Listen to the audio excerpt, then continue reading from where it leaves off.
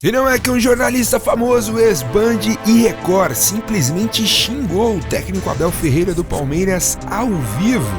Para entender toda essa polêmica e muito mais, já deixa seu like e vem comigo que o Pocket News de hoje tá só começando por aqui. Depois de quase 3 meses como dono do Cruzeiro, o ex-jogador Ronaldo tem se tornado um dirigente articulador e influente nos bastidores do futebol, o que pode dar novos contornos à organização da Liga de Clubes no Brasil. Segundo a Máquina do Esporte, nesta terça-feira, Ronaldo dará mais uma amostra de sua influência. Junto com o banco de investimentos XP, ele articulou a vinda ao Brasil de Javier Tebas, presidente da La Liga, a liga que reúne os clubes da primeira e segunda divisões do futebol da Espanha. O executivo se encontrará com os dirigentes brasileiros para contar como a união dos clubes em torno da liga representou a virada do campeonato espanhol. Além disso, mostrará como funciona o acordo recém-assinado com o fundo de investimentos CVC, que injetou quase 2 bilhões de euros na La Liga, levando dinheiro para os clubes sem precisar recorrer a empréstimos bancários no meio da pandemia. Depois do encontro desta terça, a expectativa é de que os clubes paulistas e cariocas tenham maior receptividade ao projeto da XP. Os times de São Paulo e do Rio assinaram um pré-acordo com o grupo Codajás,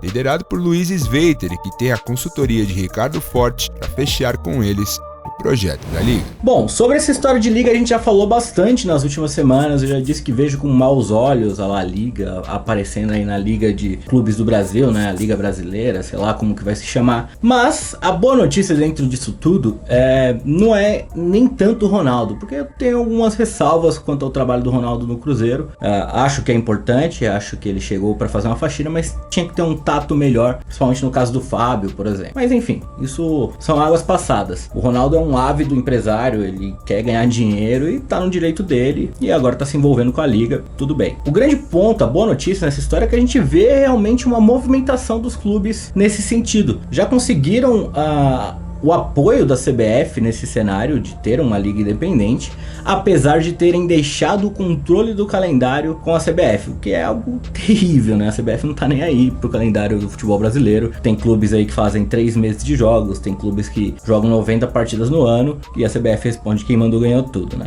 Enfim, mas há essa movimentação.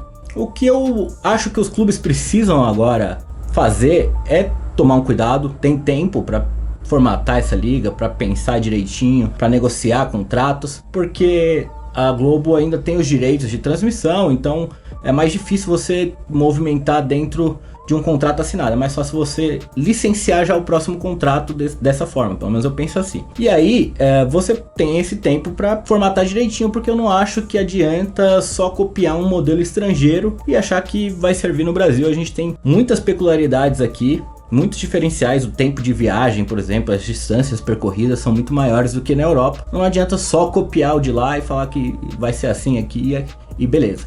Acho que tem que pensar muito bem e formatar direitinho para dar certo.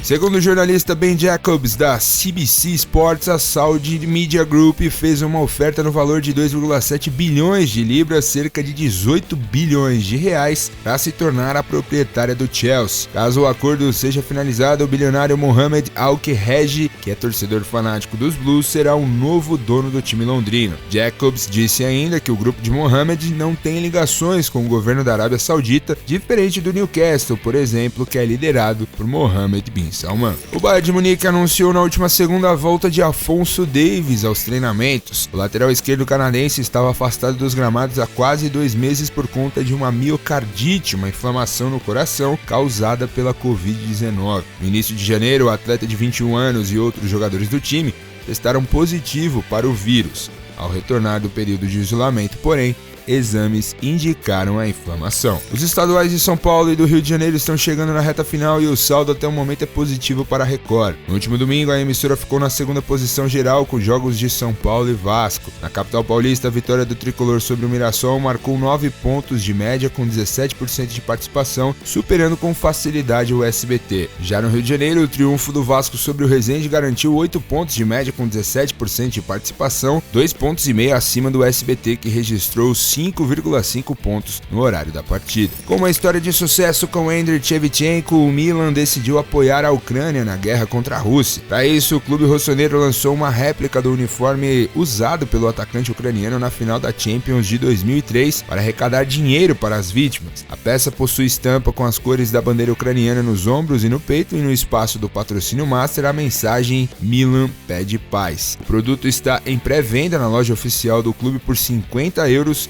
e todo o faturamento será destinado à Cruz Vermelha da Itália em seu projeto na Ucrânia. Aconteceu de novo, mais um membro da chamada grande mídia detonou o técnico do Palmeiras, Abel Ferreira. Desta vez, quem criticou de forma veemente a pessoa do treinador alviverde foi o jornalista ex-Band Record Paulo Roberto Martins, o Morsa, em programa da Rádio Transamérica de São Paulo. Ao repercutir o jogo entre Palmeiras e Santos realizado no último domingo, o comentarista se referiu ao português como idiota, boçal, desgraça e prepotente. Por favor, eu não estou dizendo que ele é um mau treinador, não falei isso em nenhum momento. Não, sim, mas eu tô falando assim, eu tô falando que ele pra como mim... ser humano é uma desgraça. Ah, daí eu já não sei, um porque idiota. eu não convivo com ele. Ele é um idiota, ele é um boçal. Sabe, ele não tem educação, ele é arrogante, ele é prepotente, como ser humano. Eu não estou falando como técnico de futebol, que ele sabe fazer, evidentemente que sabe fazer, com um time bom, um time ruim. Parece que o esquema dele de defesa, de retranca, será sempre o mesmo. As palavras do jornalista foram disparadas como resposta ao que disse Abel Ferreira depois da vitória no Clássico. O comandante ironizou o rótulo de retranqueiro dito muitas vezes por parte da imprensa brasileira. O Verdão venceu o rival com amplo domínio e criou muitas chances de gol durante a partida, apesar de ter vencido apenas por 1-0. Vale dizer que essa não é a primeira vez que o português foi ofendido na grande mídia. Recentemente, o apresentador da Band, Neto, fez críticas duras ao técnico alviverde e acabou envolvendo até a mãe de Abel Ferreira, o que quase gerou um processo por parte do Palmeiras e do próprio Abel. Eu acho que o Morsa passou de todos os limites. Fere o bom jornalismo, tudo que o Morsa disse, porque você... Primeiro que é muito difícil você comprovar isso, né? Você provar que o Abel é uma má pessoa, etc. E a gente pode emitir opiniões, mas eu acho que isso caracteriza mais um ataque. Eu acho que se o Abel quiser, o Palmeiras quiser, e eu acho que precisam fazer alguma coisa, dá pra entrar com um processo por difamação, por calúnia, ou sei lá, só por danos morais, né? Como o Abel Braga fez contra um dirigente do Flamengo, por exemplo. Então, eu acho que foi muito pesado. Eu acho que foi desnecessário, inclusive, porque eu não vejo essa mobilização toda, esse ataque todo, quando o Muricy atacava a imprensa, quando o Filipão atacava a imprensa. Tinha ali a sua notinha de repúdio, né? Os jornalistas falavam, é um absurdo o Filipão fazer isso, e segue o baile, né? Ninguém ia lá xingar o Filipão. Isso que o Filipão dava muito mais motivos aí, não só pela imprensa, mas declarações polêmicas aí a respeito, por exemplo, do Pinochet e afins, né? E o Morsa, ele não prejudica só a si mesmo, mas ele pode prejudicar os colegas. Imagina se o Palmeiras agora barra a entrada de profissionais da Transamérica, por exemplo, né? Prejudicaria seus colegas e prejudica a imprensa no geral, porque o torcedor, de modo geral, ele olha e fala a imprensa, ele não fala o Morsa, o Sormani. Ele fala a imprensa ataca o Abel Ferreira, como se todos os jornalistas que cobrissem o Palmeiras atacassem o Abel Ferreira, se todos os comentaristas atacassem o Abel Ferreira. Isso não acontece. Eu acho que o Abel tá sofrendo uma onda de críticas exagerada, não sei o que motiva esse tipo de crítica. Eu acho que essa do Morsa ainda subiu um pouco mais o tom do que as críticas vinham vindo. E se for pra justificar com, ele ironizou a imprensa, pô, o cara passa a semana ali, ó, todo mundo batendo nele, ele não puder responder, esse time aqui é retranqueiro e tal, com uma ironiazinha de leve, pelo amor de Deus, né? Tem técnico aí chamando o jornalista de palhaço, teve técnico que trocou soco com um jornalista. Aí uma respostinha dessa te motiva a fazer tudo isso contra um técnico, pelo amor de Deus, né? Mas eu quero saber de vocês quem tá certo nessa história. Se você achar que é o Morsa, pelo amor de Deus, né? Mas se você acha que o Palmeiras deve processar, o Abel deve processar, o que precisa fazer pra parar essa onda de ataques ao Abel Ferreira, cara? Eu sou palmeirense, vocês sabem, não tô comentando isso aqui pensando no Palmeiras, mas sim na pessoa do Abel. Eu acho que ele não merece esse tipo de perseguição. Mas comenta aqui embaixo o que você acha disso tudo. Um abraço, até o próximo vídeo.